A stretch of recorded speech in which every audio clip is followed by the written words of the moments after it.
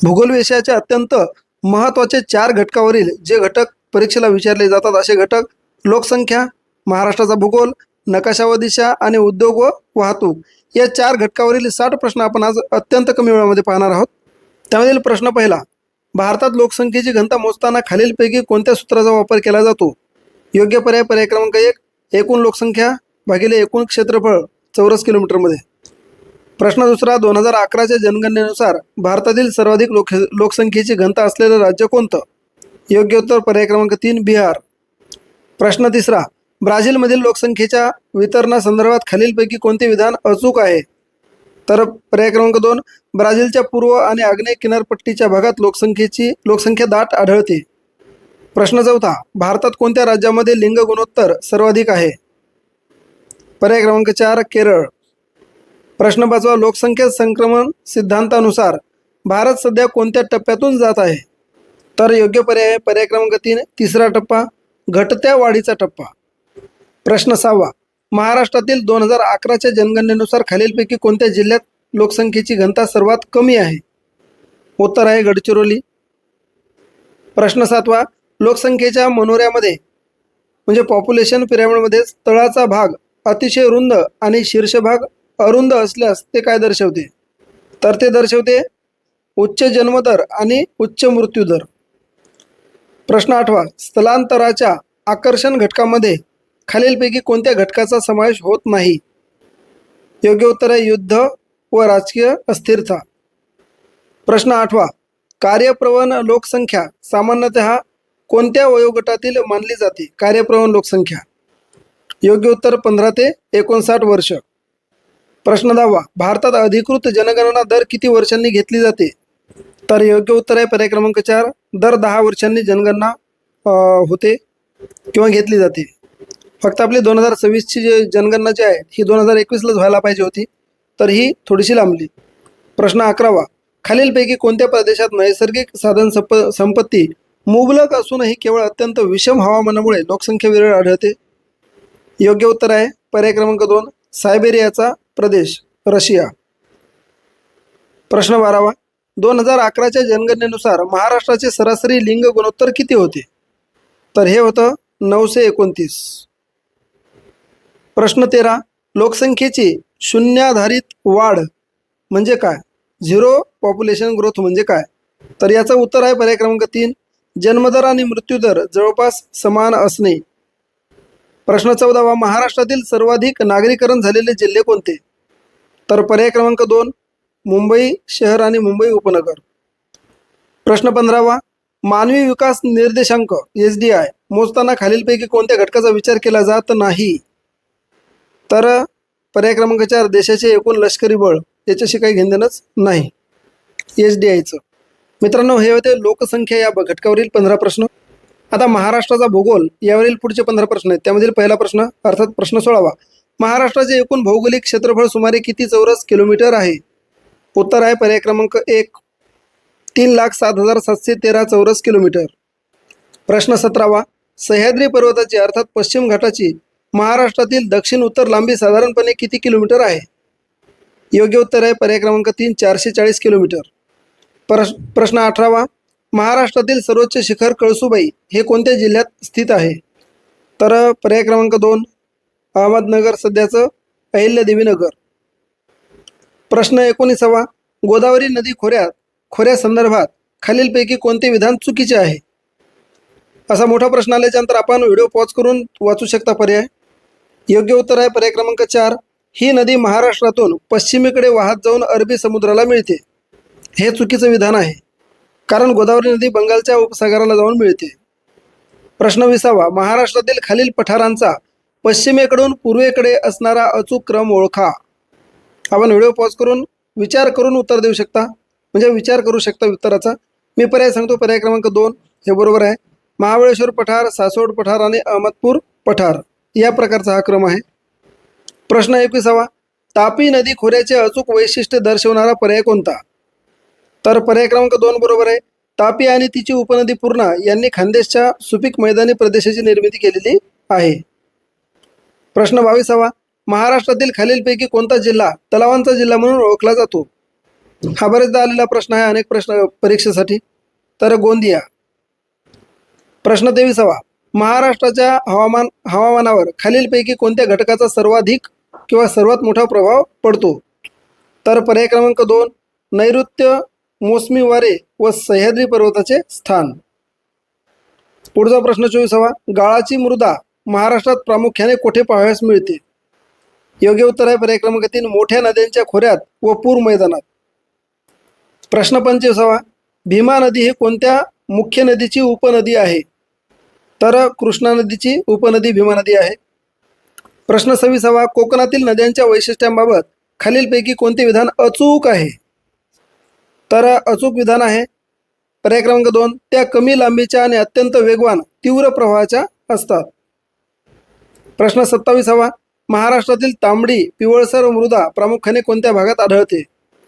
योग्य उत्तर आहे पर्याय क्रमांक 4 पूर्व विदर्भ अर्थात चंद्रपूर, गडचिरोली, भंडारा, गोंदिया या भागात. प्रश्न 28वा. हरिश्चंद्र बालाघाट डोंगर रांगामुळे कोणत्या 2 नद्यांची खोरी एकमेकांपासून वेगळी झाली आहेत? योग्य उत्तर आहे गोदावरी आणि भीमा. प्रश्न 29वा. महाराष्ट्रातील खालीलपैकी कोणता घाट कोल्हापूर आणि कुडाळ, सावंतवाडी यांना जोडतो व जेथे सर्वाधिक पाऊस पडतो? तर याचं योग्य उत्तर आहे आंबोली घाट. अत्यंत सुंदर निसर्गरम्य घाट आहे. या घाटाचा व्हिडिओ पाहायचा असेल स्पेशल तुम्हाला तर कॉमेंटमध्ये मी लिंक देतो, आपण तो व्हिडिओ पाहू शकता. प्रश्न 30वा आहे. मांजरा नदी ही खालीलपैकी कोणत्या नदीची महत्त्वाची उपनदी असून ती मराठवाड्यातून जाते? तर पर्याय क्रमांक 2 गोदावरी. गोदावरीची उपनदी मांजरा आहे. तर हे होते 15 प्रश्न महाराष्ट्राचे भूगोल या घटकाचे. तर पुढील 15 प्रश्न नकाशा व दिशा यावर आधारित आहेत. त्यावरील प्रश्न 31वा. नकाशा आराखड्यात प्रमाण अर्थात स्केल कशासाठी आवश्यक असते? तर योग्य उत्तर आहे पर्याय क्रमांक 2 जमिनीवरील अंतर, प्रत्यक्ष अंतर आणि नकाशावरील अंतर यामधील गुणोत्तर दर्शवण्यासाठी असते. प्रश्न 32वा. मुख्य 4 दिशांव्यतिरिक्त असणाऱ्या उपदिशांमध्ये वायव्य दिशा कोणत्या 2 मुख्य दिशांच्या दरम्यान असते? योग्य उत्तर आहे पर्याय क्रमांक 4 उत्तर व पश्चिम.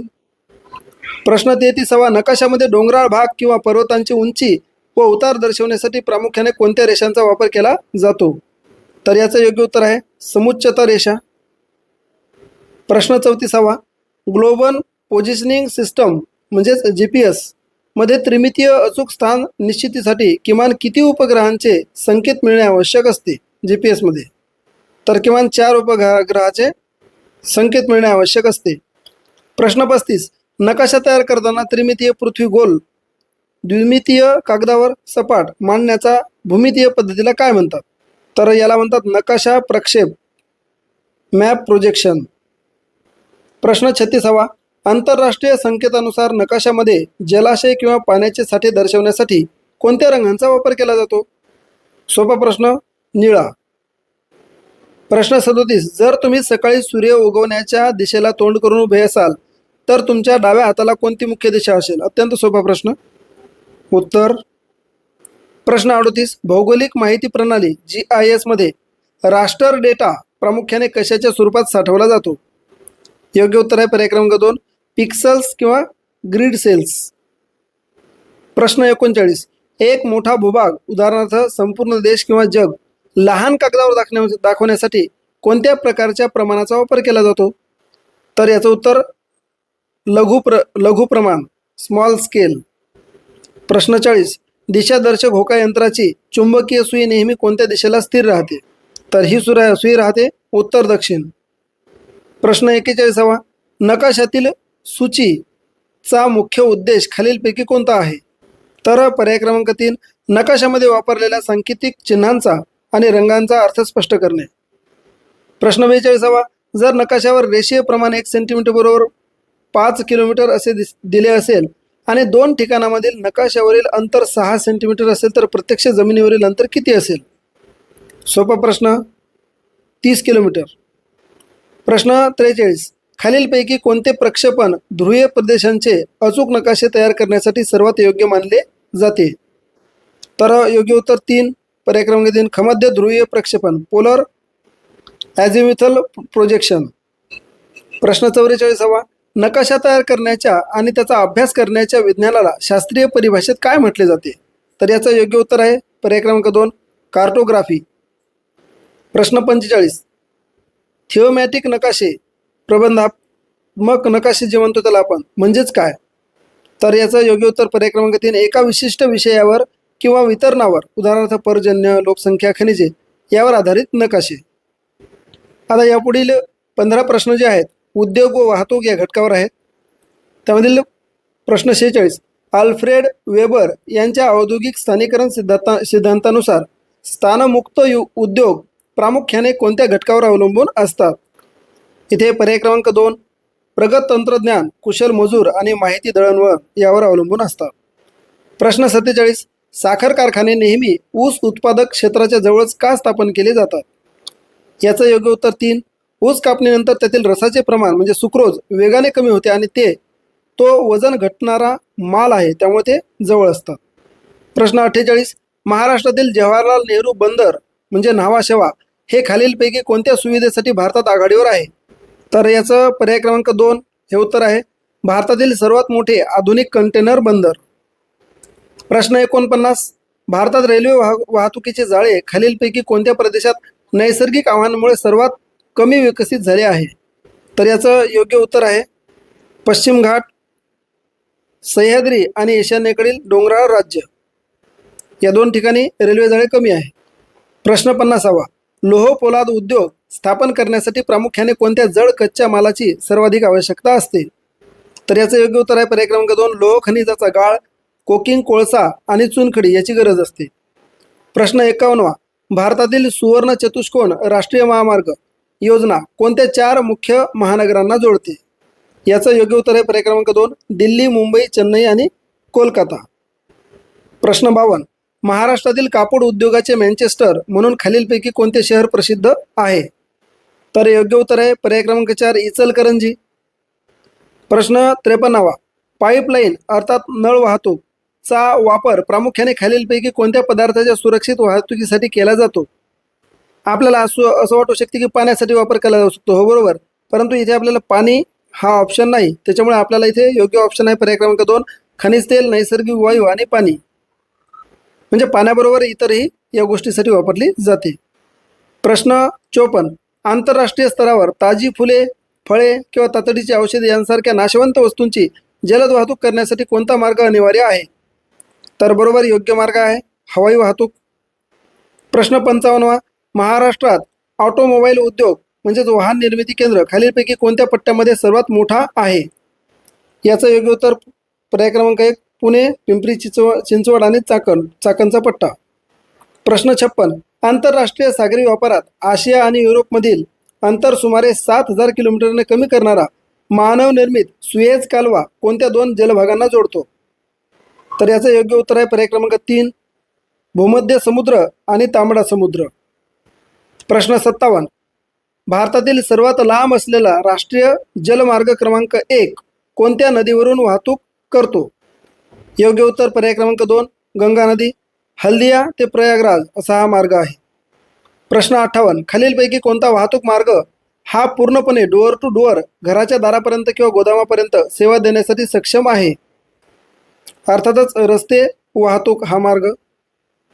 प्रश्न 59, पर्यावरणाच्या दृष्टीने खालीलपैकी कोणता वाहतूक मार्ग सर्वात कमी प्रदूषण करणारा आणि ऊर्जा कार्यक्षम मानला जातो?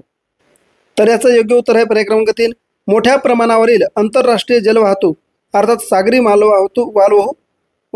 मालवाहू जहाजे.